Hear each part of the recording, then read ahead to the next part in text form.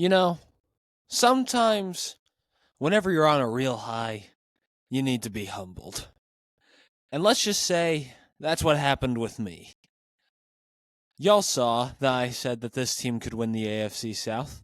I should be shamed for the fact that I even thought that they could sniff a playoff spot. What's good, y'all? Welcome back to the Titans Rundown. I am your host, Micah McCamey, and we're coming right back down to earth. Titans lose a really bad football game against the Commanders.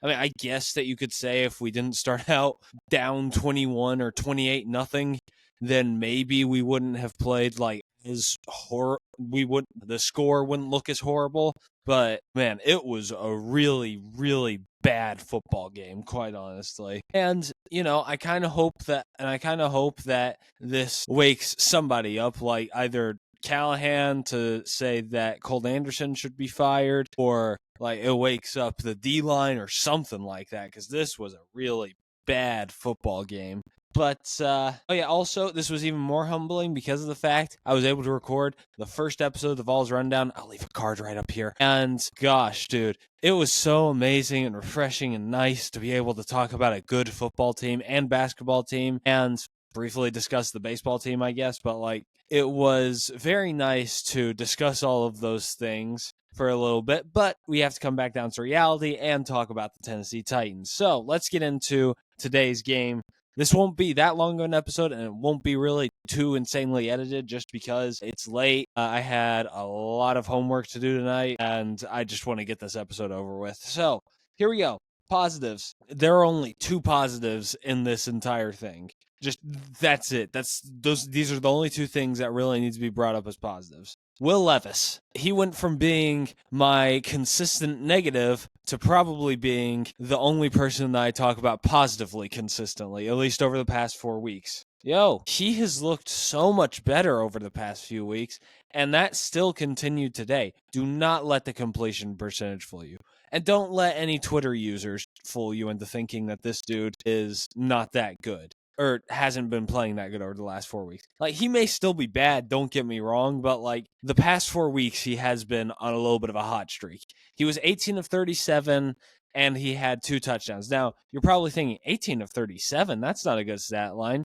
Well, what if I were to tell you that there were almost 10 drops in this game? That makes the stat line go from 18 of 37 to 28 of 37, and us having a different conversation about Will Levis's stat line in this game. Oh, just wanted to clarify that. Let's see. What else is there? I don't really know what else to say. He made a really nice pass to Calvin Ridley after escaping the pocket. He had a really nice touchdown pass to NWI twice. And just overall played a very good football game. And at Levis 2025, quite honestly. I mean, I don't know how else to put it. I want Will Levis back next year. I want him back badly, too. I know that a lot of people are acting like he's the next Sam Howell, which maybe. You could be right. But I would rather go another year with Levis than draft Shadur Sanders or Cam Ward or Carson Beck. Those are just my personal thoughts. But anyway, we got to move on to the other positive. That is NWI. I can't stay mad at this dude. He had yes, he had a couple of really, really bad drops, but he had 2 receptions for 2 touchdowns. He did what he always does, catches a touchdown. I can't really say anything else. He's just something, whenever he catches a passing touchdown, he just makes me really happy to see, because I'm just like, hey, I remember you. I enjoy you. You're consistently fun. And if you watched the episodes last year, you would know that opinion has completely shifted compared to what I was thinking last year. Because last year I was thinking he was being overused. He wasn't playing that great. Treylon Burks should be getting playing time over him. But now I've gone in the exact opposite direction where I really like him. I wonder why he's not getting more opportunities. And he should be playing over Treylon Burks, which he is right now. And also NWI, I also think about what it was like whenever he had way more usage than he deserved. And then I realized, okay, maybe he shouldn't get used as much. But again, solid game from NWI, did exactly what he always does. And Will Levis was also really good. I know that I already said that, but just wrapping up the positives here, the only two, and we're going to go on to negatives. Gosh. Okay, so everything else was a negative about this game. I don't know how else to put it. Like, we played really bad football. Everything else was just absolutely horrible. But I've narrowed it down to 4 things that were just really standoutish bad. First off, we got to talk about the D-line. Like, Big Jeff, T'Vondre Sweat. I love both of those dudes from the bottom of my heart. I've been defending T'Vondre Sweat since he was drafted, so I can criticize him. Like Tic Tac, who already just went right in on him and now legally cannot say a thing about him. And Big Jeff, of course, y'all know how I feel about him. I think that he deserved every penny of that contract before he signed it. But my gosh, they got bullied today, and that's not a good sign at all whenever you're getting bullied by the Commanders' O-line. Like, don't get me wrong, they've been better than expected, but they have still just been absolutely horrible. Like, horrible. It's been kind of sad to watch, quite honestly.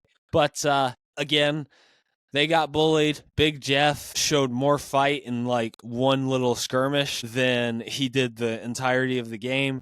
T'Vondre Sweat, man, yeah, played a bad game. I hate to admit that. I don't know how you get bullied whenever you're that gigantic. I get it that the O-lines are pretty big too. It's just like that dude is just a different machine though. Like, let's just say if there was any player that I didn't want to get into a fight with on the Titans roster, it would be T'Vondre Sweat, because either he would punch me and I would black out, or he would just belly flop into me and I would lose my breath and crack my ribs or something like that. But yeah, D-line played pretty bad. Harold Landry didn't do that much in this game, which is always shocking, and Arden Key, undisciplined pass rusher. I love his effort. It's just that he doesn't deserve to be a starter, which we will get to at the end of this episode. But anyway, overall, not a good game by the D-line. Coaching staff. They may have been worse than the D-line, not because of the fact that there was like any horrible play calls or about the fact that Jaden Daniels absolutely cooked a Denard Wilson defense or special teams disasters, which we'll get to later. But it was the fact that this team they looked completely unprepared going into this game. Like, they did not look in the slightest bit ready for what Washington was about to do. Like, they should, like, I get it. It's an emotional win last week, and you really feel like that you just completed something big, and you're more focused on that than you are about advancing to the next week. But, like, come on, brother. Like, you cannot just be like, hey, I'm going to go into this next game only thinking about, remember when we beat the Texans? We'll do the exact same thing against the Commanders, and we'll win. No, that's not what happened. You went in too focused on the fact that you won the Texans game and weren't even thinking about the Commanders. You just thought, oh, we can beat the Commanders because we beat the Texans, which is a good mentality to have, but you've also got to be focused on what the Commanders' strengths and weaknesses are. Like, gosh, again, coaching staff, completely unprepared. This roster was completely unprepared, which was also on the coaching staff. Like, come on, Callie.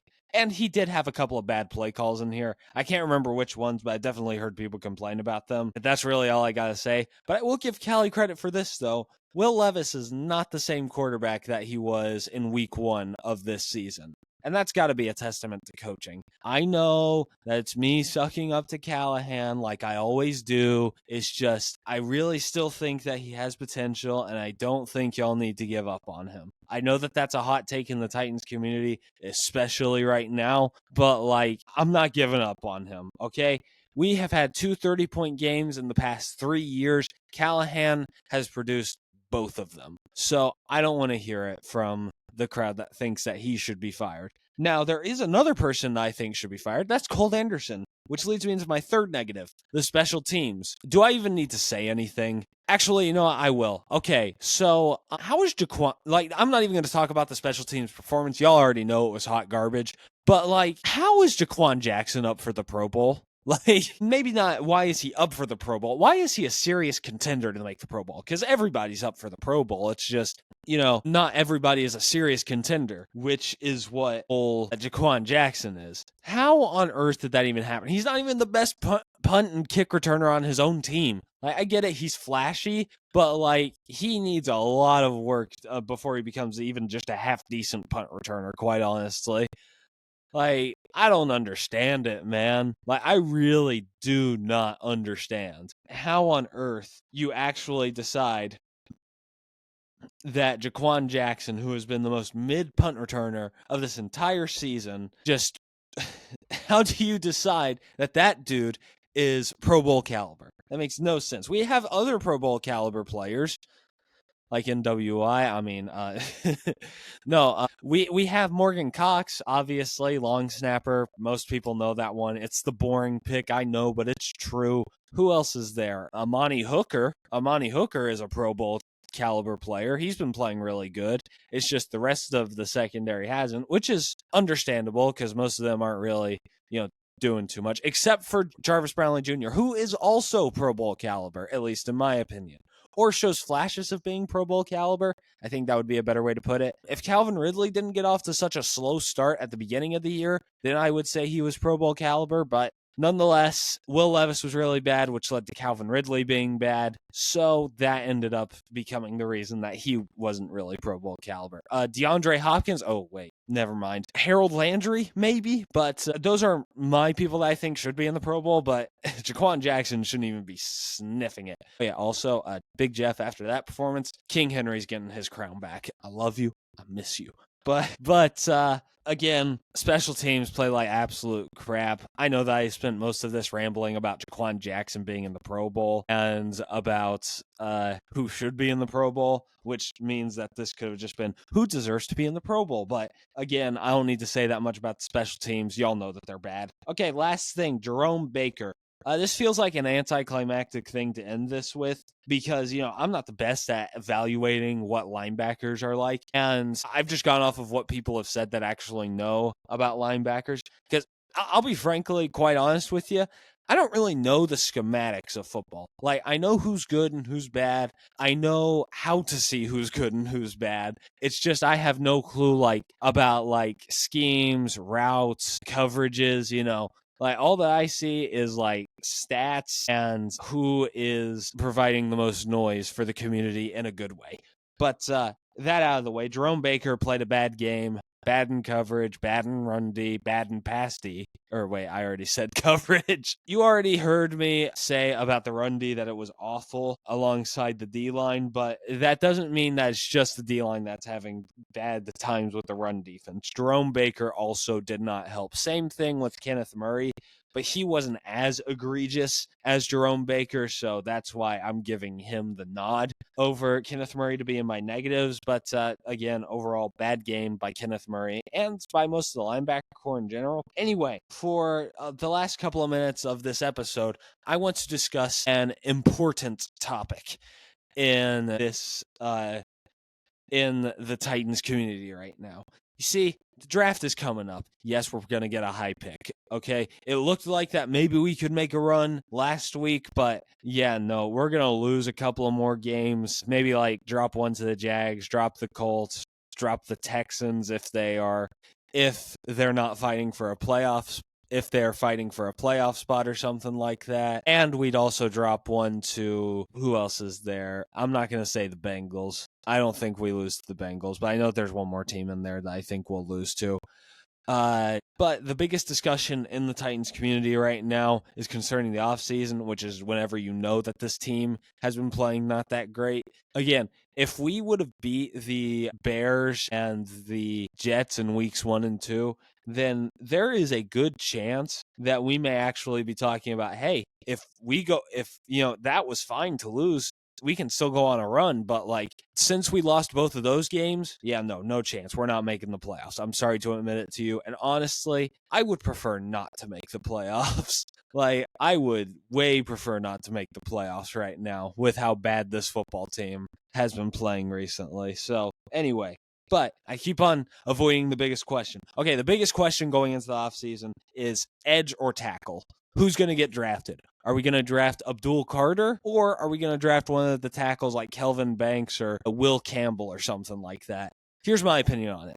It depends on what happens in free agency. I know that's a shocker. If the Commanders don't re-sign Josh Sweat, then we probably should go after him and go for right tackle in the draft. But on the other hand, Jedrick Willis is probably going to be in free agency no matter what. So we go get him, and then we go draft a edge like Abdul Carter or James Pierce Jr. I would like that one for obvious reasons. But those are the only real two options. I would prefer us to go sign Jedrick Willis, just solidify the right tackle spot and just make sure that we don't have to deal with like the growing pains of a rookie right tackle, and guarantee that Levis at least has some time in the pocket.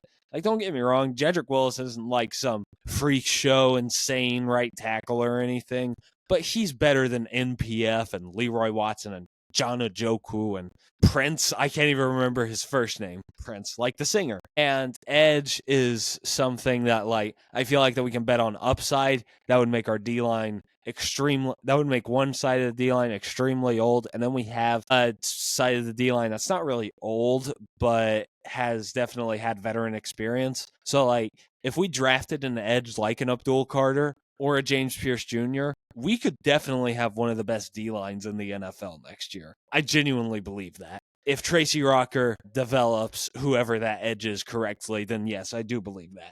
But anyway, that's today's episode. Again, a little bit shorter than usual, but there's not that much to say apart from Titans are bad. Let's talk about the draft. But anyway, I have Instagram, Twitter, and TikTok all under the Titans Rundown. That could be changing soon, though, depending on how the polls end up being by tomorrow. But that's really all I have. So anyway, that's going to do it all for me. This has been a rundown of your Tennessee Titans. I love y'all, and tighten up.